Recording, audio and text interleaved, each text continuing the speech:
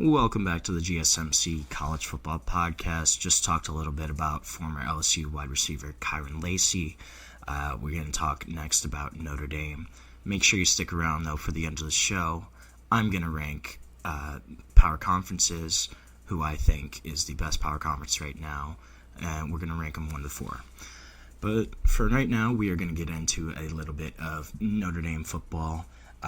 Notre Dame obviously coming off a great season where they had a run to the national championship, really on the strength of transfer quarterback Riley Leonard, the strong run game, really solid defense this past year. And Notre Dame's going to look to build on that. Head coach Marcus Freeman, another year in control, and he's really starting to get comfortable as a head coach. You kind of see the growth as a head coach just from his first season at Notre Dame, even to last year.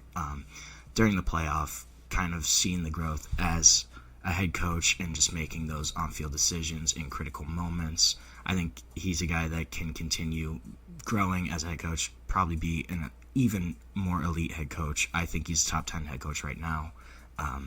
But I think that's a guy that can grow even more.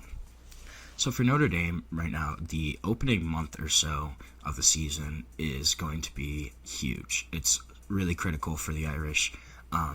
They open up their season August 31st playing at Miami, in Miami at the Hard Rock Stadium. That's going to be a tough game for them. Week 1, having to play Carson Beck, and what is hopefully a better Miami team. Obviously, they had a good year last year, kind of faltered at the end of the year.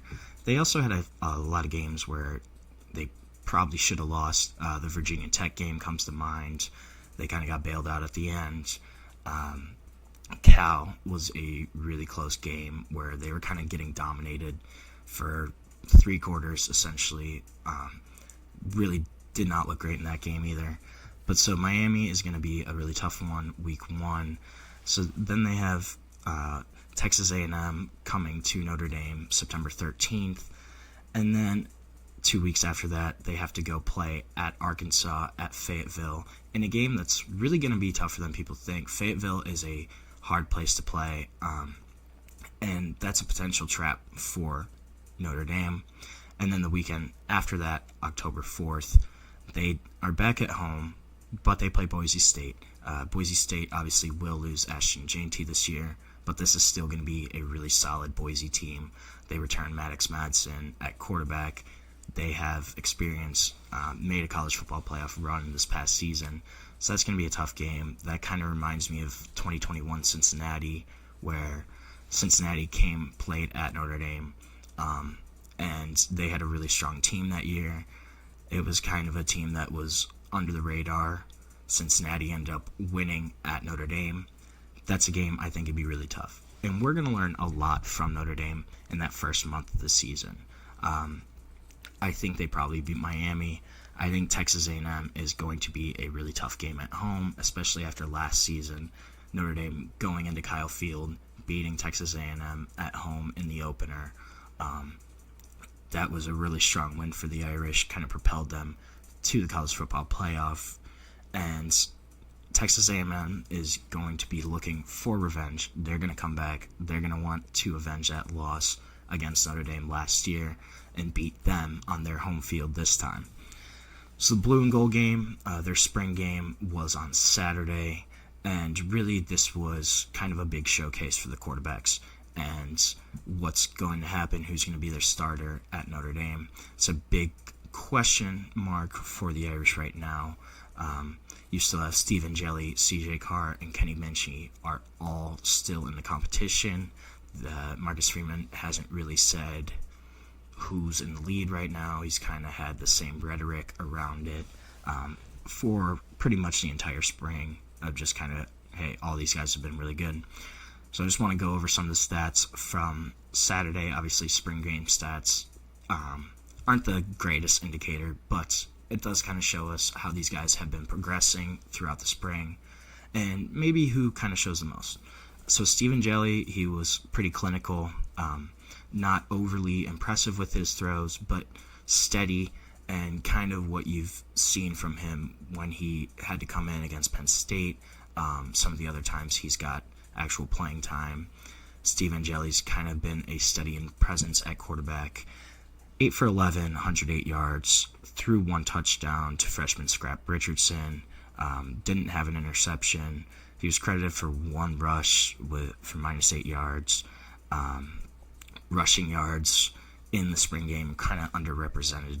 Quarterbacks couldn't be tackled, so once they take off, it's not really live at that point. But so the rushing yards are kind of not a fair stat in this perspective. Kenny Minchey, he wasn't as accurate, only 6 for 14 passing, 106 yards, no passing touchdowns, no interceptions. He really showcased his dual threat ability. Was credited with 1 yard rushing on 6 carries, but those couple of carries, there were probably a few in there where he could have taken off for 15, 20 yards if it was a real game. Really showcased his ability to kind of take off, scramble, and use his legs to extend plays. He did have a 4-yard scoring touchdown. It was kind of fun. He did a flip in the end zone. He did a backflip, celebrating that. Not something you really want to see out of your quarterback, but still a fun little highlight, still a fun little reel to look at. And then you had CJ Carr. CJ Carr was probably the most impressive of the quarterbacks. Threw the most passes, was 14 and 19, 170 yards. He had 2 touchdowns, one to freshman Elijah Burris, Plaxico's son, one to sophomore walk-on Xavier Southall. But he did have 1 interception. Was not a great decision on his part. Kind of showcased his youth there. Highlighted that there is still growth for CJ Carr to be had in his decision making, and just his youth overall hasn't got a lot of playing time. But he probably had the most high-level throws of all the quarterbacks. He was the most impressive. There were 4 or 5 passes where he really dropped it in on a dime, showcasing his arm, throwing the ball downfield. He probably made the most high-level throws of any of the 3 quarterbacks. Probably going to be the guy that most Notre Dame fans are thinking that's going to be the starter eventually. I think even if CJ Carr isn't the starter week 1, probably by week 4 or 5, you are going to start hearing calls for CJ Carr to start, especially if, say, Steve Angeli starts and he struggles against Miami and Texas A&M. That's going to be a time when these people, the fans, maybe even players, are going to clamor for CJ Carr to start. He's kind of been the heir apparent at Notre Dame for the past 2 or 3 years. Notre Dame fans have known who CJ Carr was probably since his junior year of high school, maybe even earlier. This is a guy that Notre Dame fans really want to see play. And obviously the quarterback battle is still going to be the big talking point of Notre Dame throughout the spring. Another thing to look at here, Chris Ash is going to be the new defensive coordinator. Al Golden left to take over as defensive coordinator for the Cincinnati Bengals in the NFL. So Chris Ash is coming in, taking over former Rutgers head coach. His defense, the big thing here is what's the scheme kind of going to look like. It's probably going to be a little more simplified than Al Golden's defense. We're probably going to see a little more zone coverage. Al Golden really liked man coverage. It was a man-heavy team. We're probably going to see a little more zone coverage, a little more kind of read and react type plays of putting the players in a position to make their own reads, to just react to what the offense is doing. I think we're going to see a lot more instinctive plays from the Notre Dame defense this year, rather than, kind of those complicated sets that Al Golden was running, especially in terms of your pass rush sets, your packages. That stuff's probably going to be a little more simplified. A big thing here is running backs Jeremiah Love, Jadarian Price are both going to be back for the Irish. This is huge. These 2 guys were the backbone of the Notre Dame offense. Traditionally, Notre Dame has been successful when they've had a strong run game and been able to kind of rely on that when the passing offense isn't really going. And the presence of those 2 running backs makes life a lot easier for whoever the quarterback at Notre Dame is going to be. I'm a huge Jeremiah Love fan. I think some of the stuff he can do athletically is pretty remarkable. If you ever watch him, I mean, he hurdles guys pretty much every week. I don't love it sometimes. I think hurdling is kind of overrated if you can't really do it consistently. However, Jeremiah Love can do it consistently, and it's really fun to watch when he kind of gets in open field and throws on that hurdle over a cornerback that's kind of just going at his legs. It's a lot of fun. And you're going to see another year of him in the Notre Dame offense, him even more comfortable. And I think Jadarian Price as well is the perfect complement for Jeremiah Love. Those two in the backfield being a 1-2 punch, that's a really strong combination at running back, probably a top 5 backfield in the country. I would argue that Nick Singleton, Katron Allen at Penn State are a little stronger, but this is still a really, really good running back room for Notre Dame. On defense, cornerback Leonard Moore is going to return. He kind of was thrusted in the spotlight last season. Benjamin Morrison was supposed to be the number 1 cornerback for Notre Dame. He suffered a season-ending injury, kind of thrust Leonard Moore into the spotlight, and he really played well. He's probably going to be your number 1 cornerback this year, really move into that role. And another year as kind of a cornerback growing up, maturing, that's going to be really good for Leonard Moore. I think he's going to have a strong season. I'm really looking at Jalen Sneed as a linebacker this year. I think he's probably going to be your big guy on defense to look at for Notre Dame. Could be the heart and soul of that team.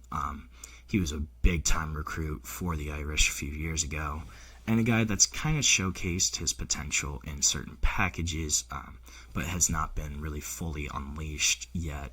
And I think this could be the year where Jalen Sneed really does take a step up and kind of go into that upper echelon of linebackers in college football.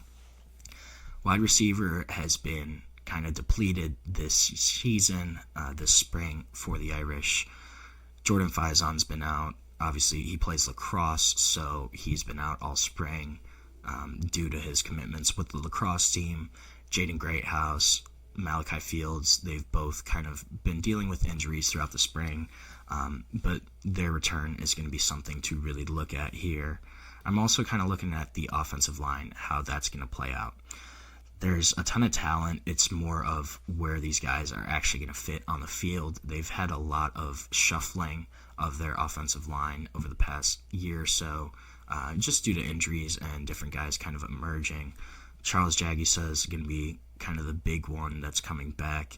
He could bump back outside to tackle. It's also possible that he does stay inside at guard where he ended up last season. But it's also very possible that he does bump out to right tackle, play tackle for the Irish. And then, Anthony Knapp, who as a freshman, he kind of emerged last year as a really solid starting option, as a really solid tackle option for the Irish. He's probably going to keep one of those tackle spots, but he also could move inside to make way for rising sophomore Gary Lambert, who Gary Lambert was their highest-ranked offensive line recruit of 2024. Kind of struggled last season with injuries, just getting up to speed, but he's coming into his sophomore year, expected to be a guy that could really contribute to the Notre Dame offensive line. A big question I have with the Irish is who's going to step up to replace Jack Kaiser. Jack Kaiser was pretty much the heart and soul of this Notre Dame defense last year. It's kind of been a trend for Notre Dame as you really have one guy, normally at linebacker, that's kind of your emotional leader, your heart and soul guy. It was Drew Tranquil at times, Manti Te'o if you're really going back. And then it's been Jack Kaiser the past few years, where that's the guy that, your Notre Dame defense really leans on.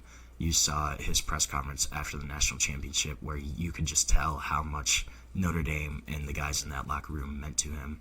I wonder who's going to step up, who's going to fill that emotional role. Is it going to be Jalen Sneed? Another guy I'm looking at is Drake Bowen. That's another linebacker, but he's a guy that I think could step up, kind of step into that role for the Irish this season. Defensive tackle depth is also a little bit of a concern right now for Notre Dame. Harold Cross III and Riley Mills are both gone. They're both out of eligibility, and those were two guys that Marcus Freeman had his entire tenure as a head coach. Those positions were kind of solidified with those two guys, but now they're both gone.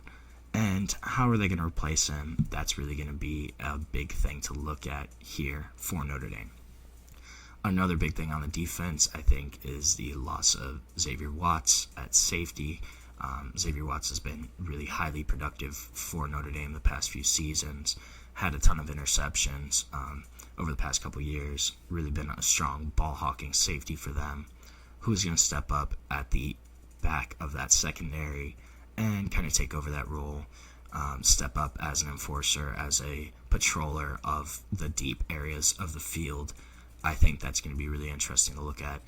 But this Notre Dame team, they're not going anywhere. They still have a lot of talent, and they're still going to be knocking on the door for a playoff appearance, for a playoff spot this upcoming season.